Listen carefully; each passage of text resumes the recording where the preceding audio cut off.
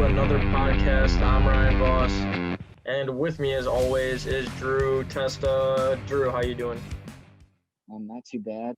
I cut my sideburns the other day, and I think I cut them too short. Beside that, I'm doing pretty good. Yeah, that's problems. Yeah, not So good. sorry you had to go through that. It's okay. Good It's been a long time since we did this podcast. The last podcast only got 7 views. It was a little discouraging. I'm not gonna lie. The Bears were kind of coming back, but they were also still a bad team. So we just kind of got a little disheartened. That's a hard word to I say. think the main problem was we weren't like following the team or caring as much. So like the motivation to do this just wasn't there for a while. It's because we were like, this is garbage. Like we don't Yeah. even want to. Yeah. And even though we made the playoffs, I think we all knew that we didn't deserve it, We, and we we were going to can't be a do one it. and done team. Yeah. So, um, I also think that you and I were just too interested in going to the bar instead of doing this. But now that we're Well, back yeah, into, and you had like other stuff going on too. Like you had a yeah, big life. I don't know if you want to like say it, but like a big life change. So I mean, I moved into my own apartment, but yeah, yeah, that's the only life changes we've had. So I think tonight we thought let's just get back into this. Let's talk a little bit about the end of the Bears season. Obviously, going to talk about Goff, Stafford, and talk a little Super Bowl. So, Drew, you want to kick it off? We already kind of talked about how, although we had a bounce back at the end of the year, it was still just not that great. yeah. For a Bears playoff game, I mean, I was probably the least excited as like you could possibly ever be. I don't think there'll ever be another Bears playoff game where I'm that just uninterested. And I still like watched the game obviously and like did everything, but like it just sucks when you know that you just don't have a chance. And I feel like deep in my heart, although I was rooting for the Bears, obviously, I like knew we didn't have a chance. So that's just no fun. And then I don't know. If it just seems like even if we did win, like what really mattered, we weren't winning the Super Bowl. I feel like what was going to happen with their coaching staff and team was kind of set in place before the game even started. So it's not like those implications were on the line. So I mean, it was really just a pointless game. It was more to just say we made the playoffs and like woohoo than like to actually compete. And that's just dumb. That's just no fun at all. Yeah, I was rudely looking through my closet because I was looking for my T-shirt. It's the MVP trophy that Mitch Trubisky won. I think it might be in my hamper, but I mean, that's just the fact that the Bears were on Nickelodeon just tells you how much of a joke we were. And the fact that Mitch Trubisky wins MVP is even more like he wasn't that Nickelodeon's most valuable player of the game. He wasn't. People gave that to him as a joke. Imagine knowing you just lost the game and that your career in Chicago is over and you get handed Nickelodeon's most valuable player trophy like that. He knows that's a joke too. I would be pissed. But let me ask you this: if Mitch Trubisky won the game and the Bears had a little bit of a run, do you think like a possibility he would be the quarterback next year, or do you think it was just over and done with? I mean, I feel like you can never write anything off because if he were to go out there hypothetically, obviously, and just torch it up, and we were to win the Super Bowl, there's no way you could get rid of him. But I mean, I think if he wins a couple games, makes some noise, you have a decision to make about like a short-term deal. I think there's no way he's getting like a long-term $100 million deal, no matter what. Probably the tag. Yeah, exactly. But I mean, someone's gonna pick up Trubisky. I wish him like nothing but the best. I still think he has some potential to be a decent quarterback, just not with us. Yeah, I also just want to say congratulations to him for getting engaged. Like, I love Trubisky, especially too. I think we both could relate with him being drafted in high school, number 2 overall. We had like high expectations for him, and it was fun that we had a number 2 overall quarterback. But good guy, probably a good teammate, all that. Just not our future. I think there's absolutely zero chance he's our quarterback next season. Yeah, And like outside of like media people who like say he's trash. Like I've never heard like anyone say like a bad thing about him. He seems like a nice guy. Not to, I don't know him. He seems like a nice guy. And like I said, someone will pick him up. Like there's no way he's just never going to be on a roster ever again. no, for sure. Yeah, and he very well could have, a starting gig and maybe be a long-term starter somewhere else. It's just not going to be in Chicago. He needs like that change of scenery, almost like Ryan Tannehill got. I mean, Ryan Tannehill now in the playoffs every year and getting big contracts. That very well could be Mitch Trubisky, or he could be like Marcus Mariota, who's actually I'd rather have Marcus Mariota than Trubisky, to be honest with you. But Marcus Mariota was a backup, he had a really good game, and now Mariota might get looks. So maybe Mitch is a backup for a year, gets an opportunity to get in there and looks good, and maybe gets an opportunity the following season. I don't know where his career goes, but I'm interested to see and watch that all play out. Yeah, me too. Because it just seems like now more than ever, like backup quarterbacks are getting chances a lot, and especially one that was like formerly a number 2 pick and has made the playoffs 2 out of 3 seasons. He's been the full-time starter. It just seems kind of crazy to me that his career trajectory is like something I feel like I've never seen. Like number 2 pick, 2 out of 3 years in the playoffs, no longer on a roster. That's you don't really see that too often. I think the one thing that made me for sure, and there's a lot of parallels between these two, is Jared Goff and Sean McVay and Matt Nagy and Mitch Trubisky. There was a tweet over the weekend after Goff was traded that said, I don't see all these people who dub McVay as an offensive guru coming at him for not developing Goff. Like that's the knock on Matt Nagy. Oh, Matt Nagy's an offensive guru, but he couldn't develop Mitch. You see what I'm saying there? I think they're very similar. Like why can you praise McVay for being an offensive guru and not develop Goff, but then say, oh yeah, Nagy's some offensive guru, and then knock him for not developing Mitch? Yeah, I feel that, but a couple arguments. One is, I feel like people have kind of like reeled back on the McVay's the greatest thing of all time. Like I feel like that's not like getting flashed as much as it was in the past, at least that I've seen. And the second thing is, I honestly think Goff is kind of getting like underrated now. Honestly, like I know he's not the best, but to just put it lightly, I think the Lions won that trade by a mile. I think it's not even close, in my opinion. So I don't know. That would be like and the Rams made it to a Super Bowl, which we never even won a playoff game. So yeah, this is a baseball stat, but I also saw this on Twitter. And win above replacement, I guess Goff is above Stafford in that. I don't know how I guess it could be applied to football, but I thought that was very interesting too. I mean, Goff isn't. So on Pat McAfee, he would always say this. He would say if Goff in the first quarter, he would know how to bet the game on the live money line, because if Goff looked like comfortable and knew what he was doing, the Rams were going to win. But if he looked a little confused or disgruntled, he would bet the other team because the Rams would lose. So I don't know. I don't know if Goff.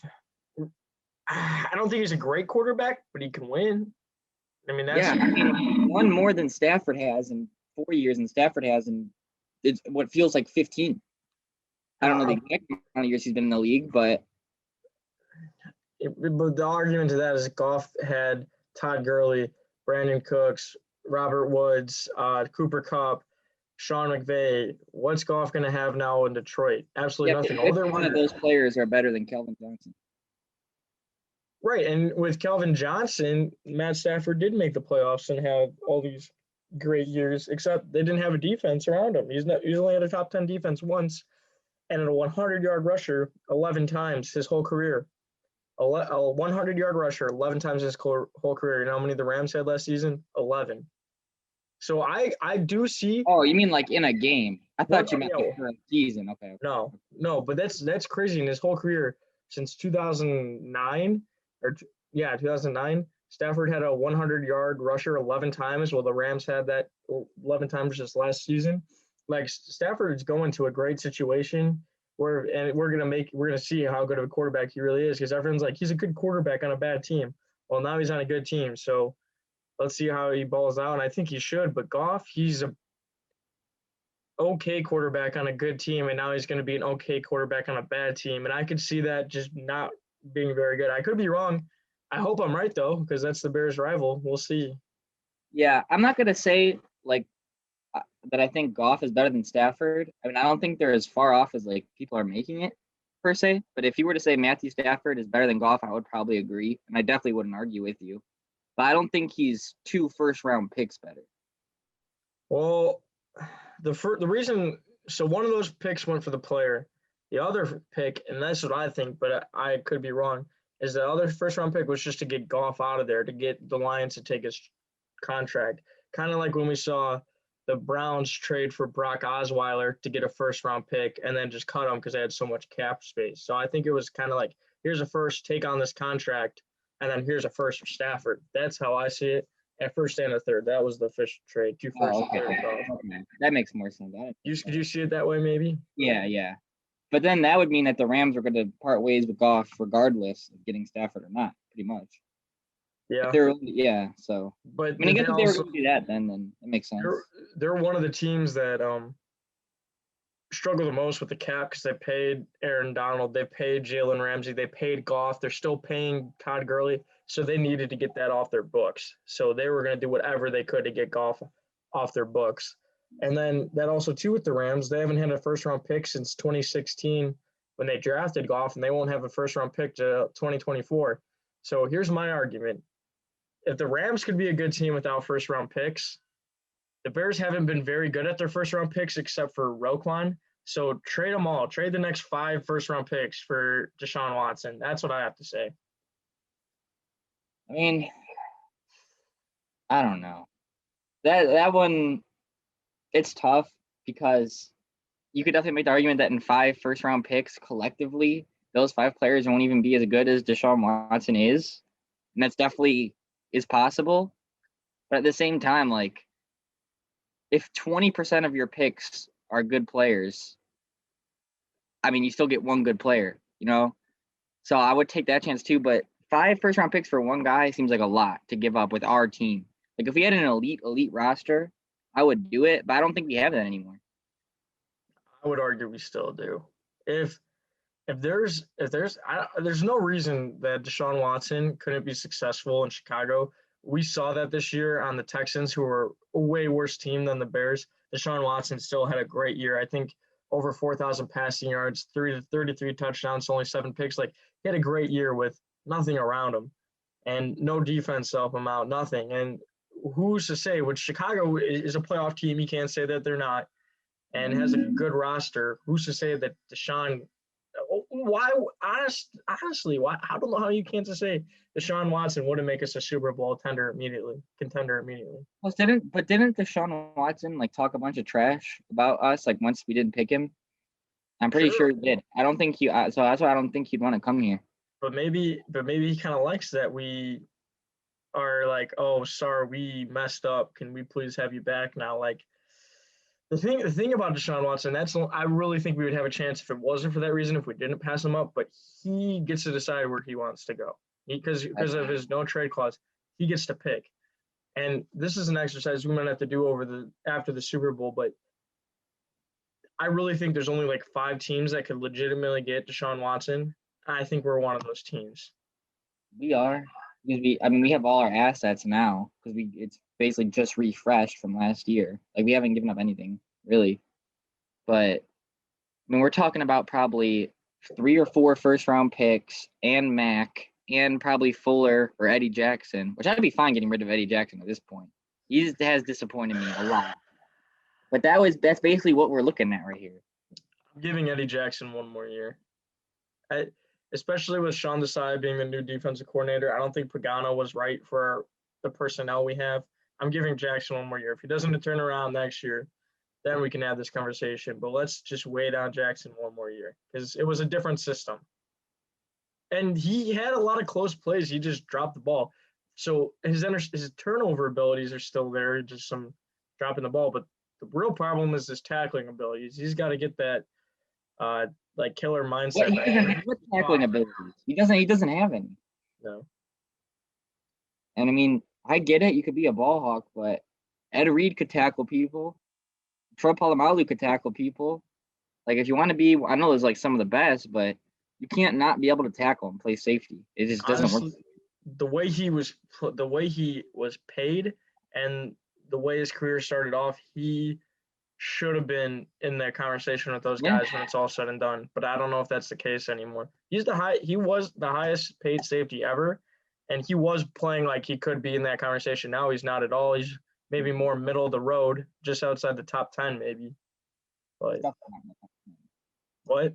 He's definitely not top 10. I mean, I'm not gonna sit here and say I like deep evaluated every safety, but the way he played this year was not good at all, in my opinion. Or That's at least fair. not up to, maybe not like he was like just couldn't do anything, but for our defense to be as good as it needs to be, he has to play better. He's one of the key cogs that makes the wheel turn, and he didn't play like it. No, that's a fair point. All right. Our conversation just naturally went into different things. Yeah. Is there anything you want to go back and talk on before we get to the obviously big thing we should talk about?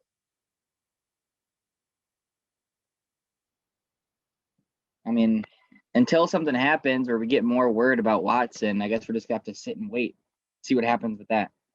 But beside that, no, not really. I really think I don't know what's more likely. I think this is what I'm gonna say. We're either getting Deshaun Watson or JJ Watt. I feel it in my bones. I hope we get Watson. I hope we get both, but I really feel like we'll at least maybe get JJ Watt, which would be fun just because he's a great player, should be a Hall of Famer. But his wife plays for Chicago. On his Instagram story, he was in Chicago. Like, he's got a place in Chicago. We're going to have a spot on that defensive line. Why not come play for us? I feel like he's probably going to get released. No, too. that's right. Don't trade for him. To get traded, no. No, but would he maybe take like a $8 million deal to come play in Chicago? I mean, he's already made his money. Get paid big money. I mean, he's older. He's gotten hurt a lot the past couple of years. So I think you can get him for cheaper than like you would think. Yeah. What's the most you'd pay for JJ Watt? For a 1-year deal only? Yeah. Probably like max 12 million. Okay, that's kind of what I was in. I was maybe even going up to 15. But who's to say he wouldn't do like 12 to be in the same city as his wife? And I think he does like Chicago, and he could fit right in on our defensive line. So I say go out and get it done. But we'll talk more about that stuff when it comes closer to free agency. Right now, let's talk about the Super Bowl. Yeah. You told me you don't know who you got yet. I don't, because I don't like Tom Brady. I'm gonna just straight up say it. I'm tired of that guy every single year. Like, I get it. Like, you just hate him because he wins all the time. And like, yeah, that is the only reason, but it still is a reason. Like whatever. Like, I'm just sick of seeing him. And then with Mahomes, I used to have no problem with Mahomes, but now I can't go on any social media without like, oh, Mahomes 5-yard pass, like on everyone. Like, everyone's just people suck him off a lot. Yeah. Yeah. Now I'm getting real sick of seeing that. And it's not even like I'm sick of seeing it yet, because he's obviously still a young player, but it's just the fact of knowing I'm going to have to see it for the next like 15 to 20 years is like already frustrating me. But if I had to pick right now, and this is like on point because I'm on video, I really would like to see Antonio Brown win a Super Bowl after everything he's been through. I feel like he like, people use the term deserve like too much in sport. I feel like he actually does deserve it. So I might just be rooting for Antonio Brown, to be honest. That might be the most controversial take ever said on the show, but why? Hey, we don't fucking care. So you can choose who you want to root for, I guess. That's controversial to support Antonio Brown? Yeah. Oh, I thought people got back on his side. I didn't know he was still a hated figure. I don't think. I mean, he's back in the NFL, so it must not be too bad. But I'm not sure that all what happened and allegations against him fully played out yet. So I mean, we'll see. But I mean, he also did a lot of self-sabotage. You can't deny that. No, a lot of the stuff that happened to him was a lot of self-sabotage. It was, but a lot of it was media sabotage, though, too. It wasn't all his fault. Like, he wanted it out of Pittsburgh. If someone wants out somewhere, like, you can't blame him. But no one's saying, oh, Deshaun Watson's self-sabotaging because he wants out of Houston. Like, if someone wants to get traded, that just is what it is. So I feel like you can't blame him for that. The Raiders thing, that was pretty bad. That just never came together. But I just don't think they ever saw eye to eye from the jump. So I guess you could put some of that on him. And then he started posting some weird videos. I will say that. I don't know why he was doing that. Like, something with penises, if I remember right. Or am I way off here? Huh? I think he had like a bag of penises. I could be way off here. I don't remember that. I never seen that. Okay. When I edit this real fast, I'm going to make sure I put up the article, or I'm just going to cut this out. But I'm pretty sure he threw a bag of penises. When you I keep forgot talking, about I'm that. looking this I up mean, right now. you got to think Tom Brady is like labeled as like one of the most like stand-up guys. And he let him live in his house with his like wife and kids. So I mean, how bad could he really be? Well, he had problems with his wife too. That's why I think he threw the bag of penises at. Oh, well, I don't remember hearing nothing about that. I He remember also that he like filmed her outside his house, but that's it. Yeah, okay, so here's the story. Former NFL wide receiver Antonio Brown has allegedly been involved in a bizarre altercation with ex-girlfriend, which saw the 31-year-old throw a bag of sweet shaped like penises at the mother of his three children. This was January 13th, 2020, so a year ago. And he All also right. almost fought Logan Paul as well, so that was another thing going on. Logan Oh, Paul actually made a diss track too. yeah. Well, I mean, haters gonna hate, I guess. All right. I actually think I think it was you. I texted you. I said I've never been more excited for a Super Bowl matchup, and you said what you said now. Yeah. Absolutely not. So I'm obviously on the other end. I'm super excited, and I am going with the Buccaneers. That's Tom Brady's face on the old school Bucks logo.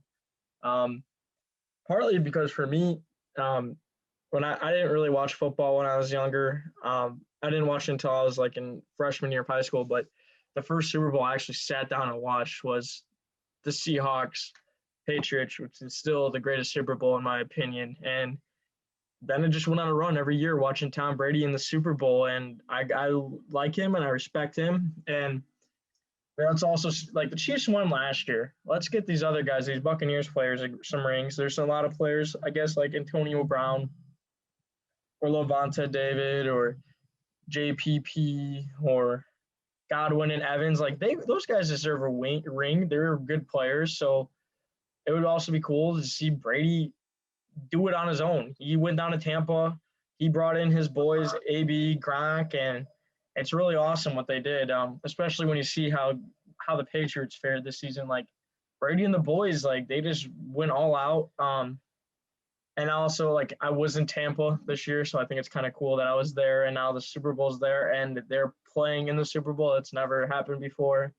And also, too, how there's a whole bunch of healthcare workers that are going to be in the game. Those are going to be the fans, and they're most likely Buccaneers fans if these healthcare workers are most likely from Tampa. So I think that would be cool for them to see the Buccaneers win. And I put all my money on the Buccaneers money line. So I hope they works out.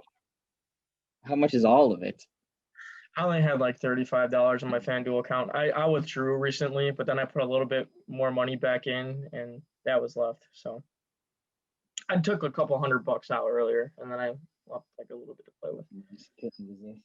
But yeah, I'm rocking Buccaneers. I guess you're kind of going Buccaneers too, slowly for the fact of Antonio Brown, and we'll see what happens. I mean, we have the I mean, greatest of all yes, time first to technically I'm next. going for the Buccaneers, but I'm not gonna be like upset if the Chiefs win. Like, it's not gonna like make me out like angry. I just hope it's more than anything else that it's just a good game. I know it's like really generic to say, but it's true. Just like comes down to the wire, like intense, and then maybe I'll make like a decision in game based on how it's going. But I don't know. I guarantee you the Chiefs are back in the Super Bowl next year. Guarantee you. Even If if they win or Baltimore gets a lose. receiver, bro, I'm telling you. Hmm? If Baltimore could get like Odell Beckham or Julio Jones or someone like that, Don't talk to me about Baltimore. I'm not a fan. I know. I want them to cash in money in the bank. That's what I want for the Super Bowl. One more thing I was going to tell you too is, did you see the weekend? There's a report he put $7 million Yeah. of his own money into his performance. I know you're a big weekend boy, so if you just want to comment on that real quick. Yeah, I mean, he's probably not even getting. No, actually, he probably definitely is. He paid more than 7 million to do this show. I don't know how much he's getting paid, but man, it just goes to show that, like, I mean, I guess he cares about more than just the paycheck. You know, he could have just went out there and sung a couple songs and left. Any song in particular you're most hyped to see? I don't know, he's probably just gonna do all his new songs. I would imagine it's like the Oh, they biggest. play the hits. If you're playing the Super Bowl, it's not like a concert. You're playing the hits. No, I just hope he doesn't embarrass himself or like becomes a meme like Katy Perry. Good point. So, as long as that doesn't happen, I think he'll be all right. All right, you down for maybe a post Super Bowl episode on Monday? Just because obviously the game is going to be talked about. It's obviously going to be iconic and remembered. So should we tell the viewers we'll be back next week? Yeah, I'm down to come back and talk about it next week. Oh, thanks. You want to come back on my podcast? That's what you made it seem like. No, you asked. What do you mean? You asked. You're like, yeah, I'll come back, I guess. Like, it was like if I'm inviting you onto something, like when we're in this together, let's do it. We'll come back next week. There we go. Yeah, we will come back. Not you coming back to this. We are coming back together, and we're going to give you a breakdown of the Super Bowl and talk more NFL stuff and storylines. I'm sure This is something interesting will happen. So many things pop up every day. So we might just talk about Super Bowl commercials and Super Bowl memes. Those are always hot there's gonna be a topics. couple. Yeah.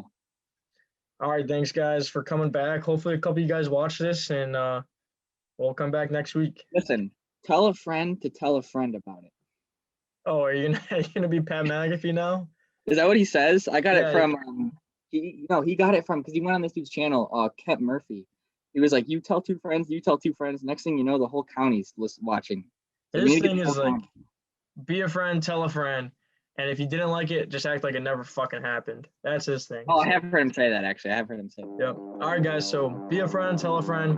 Come back next week for the post Super Bowl episode / NFL episode. There might be more trades. So see you guys later.